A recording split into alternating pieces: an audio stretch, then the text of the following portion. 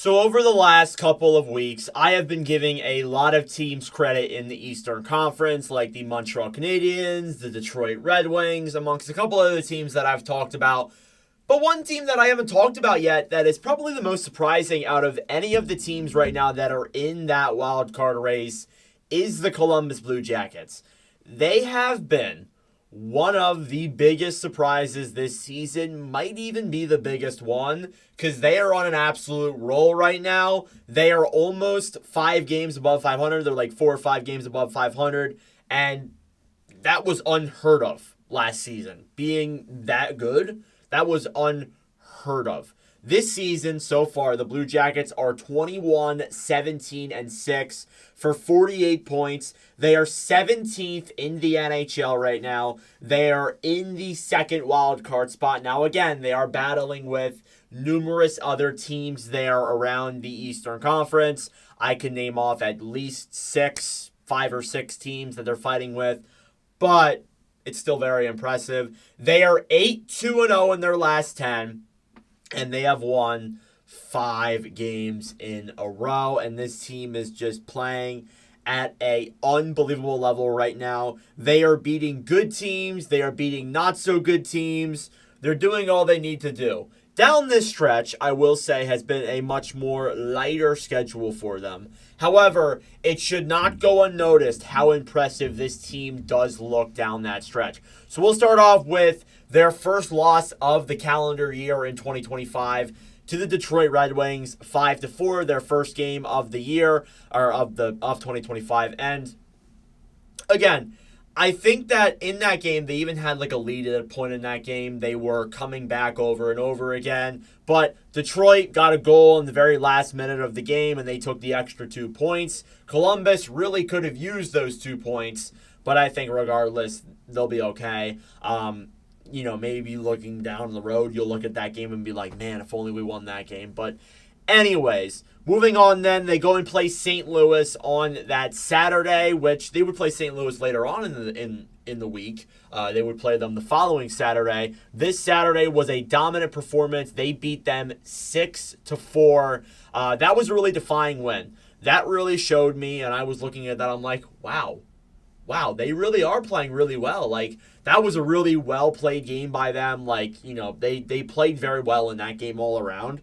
The next game, they go against Pittsburgh. They win 4-3 in a shootout. You would obviously like to win a regulation because Pittsburgh is one of those teams you are competing with for that wild card spot. But still, you get the extra point. You need that anyhow.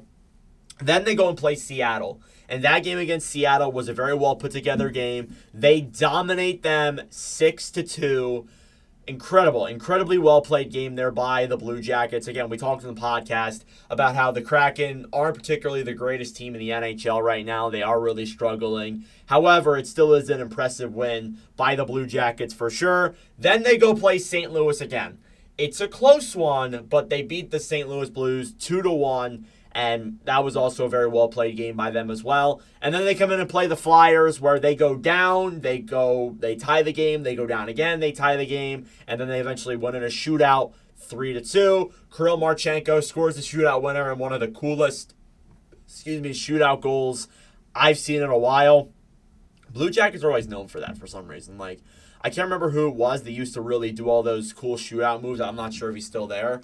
But, yeah, Marchenko had a really cool shootout goal there to end the game for the Jackets. And he's been one of the players who's been absolutely rolling, like this Blue Jackets team. And it's actually awesome to see because, I don't even need, like, what happened in the offseason, what happened in years prior, like, even leaving out what happened with Johnny Gaudreau, rest in peace, a terrible tragedy, a terrible thing that happened. They get a brand new general manager. They get a brand new coach. A lot of things changed from, I would say, August of 2023 to current day. A lot has changed. Like, it's a completely new management that's in this system. They've had to trade away some of their really good players, and it was a point where we're like, yeah, I don't know. Like, they were going through a real transition of change. And I don't think anybody really expected that much from this team altogether. So, again, it just showed that,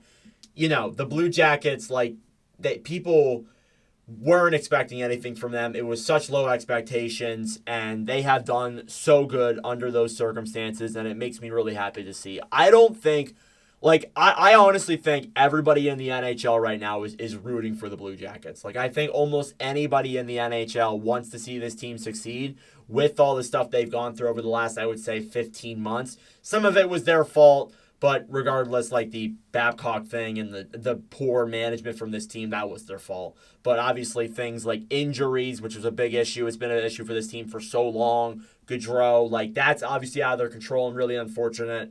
But it's good to see them actually performing really well in this stretch. And I hope they make the playoffs. I really do. Again, that wild card too changes every single day. Again, you have 5 or 6 teams that are battling for a spot there. But maybe they'll get in. Who knows? All right, let's move on to the actual scores of this team now. Starting off with Kirill Marchenko, who leads the offense in points, not the overall team. We'll get into that guy in a second.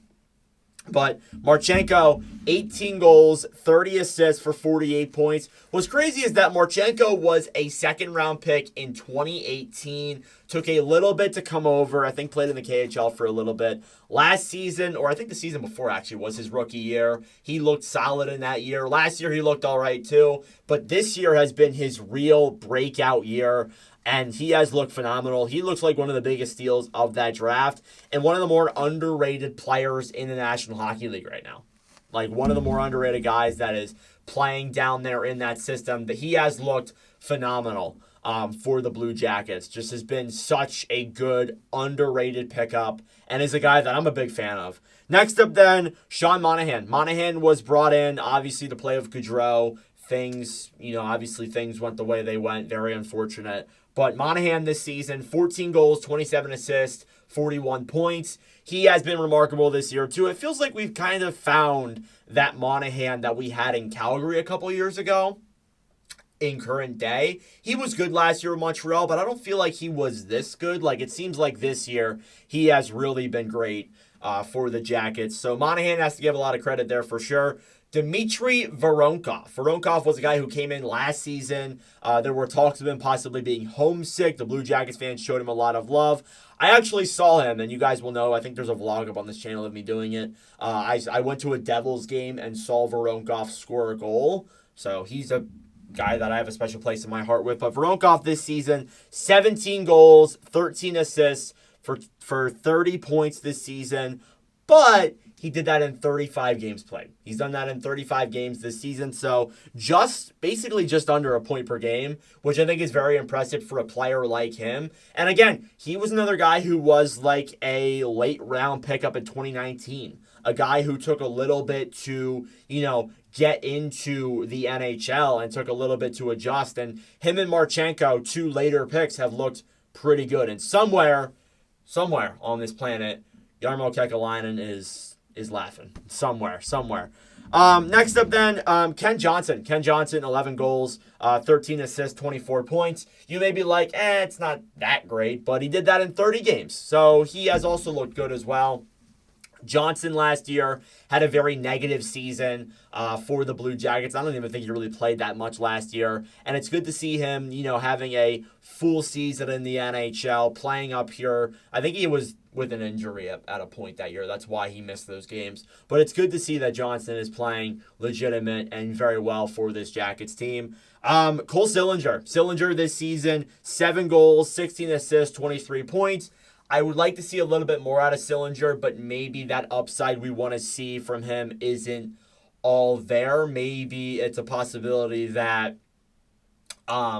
maybe we're seeing him take a different role with the Jackets. And then Adam Fantilli. Fantilli this year, 10 goals, 12 assists, 22 points. I do want to see more out of Fantilli. That is something that I've noticed. I'm like, I don't know.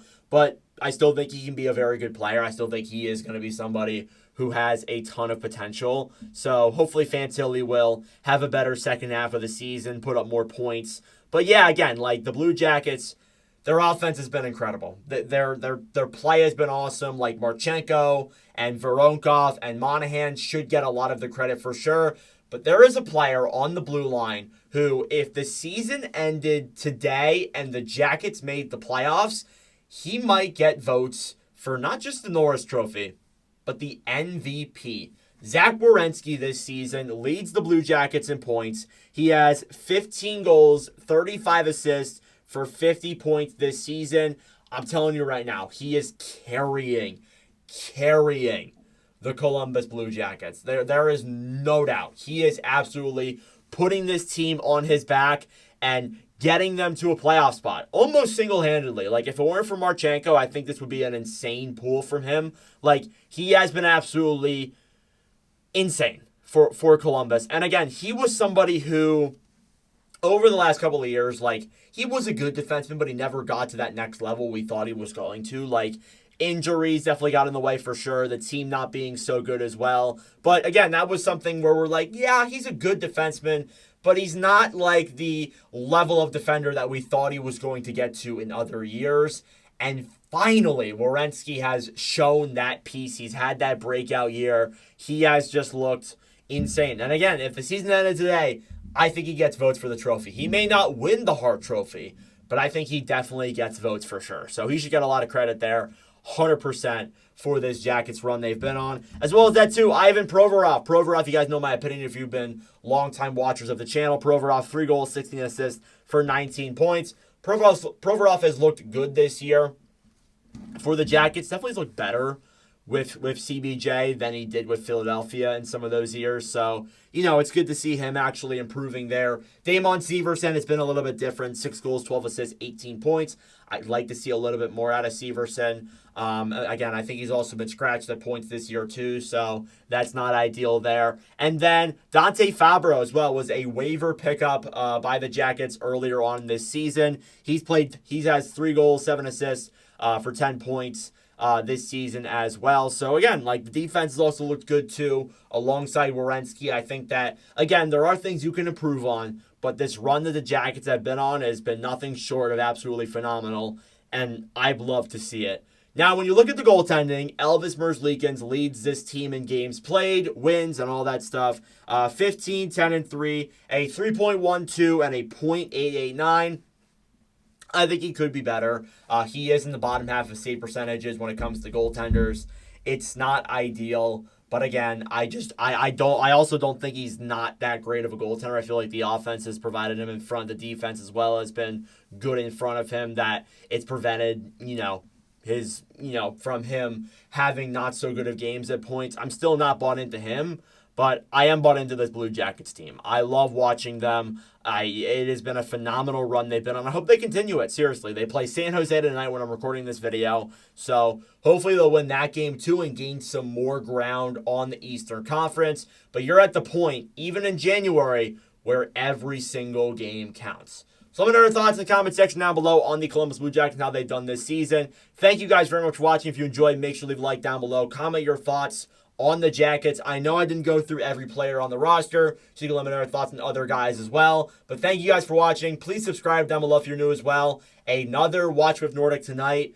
Thank you guys for watching, and I'll see you guys in the next video.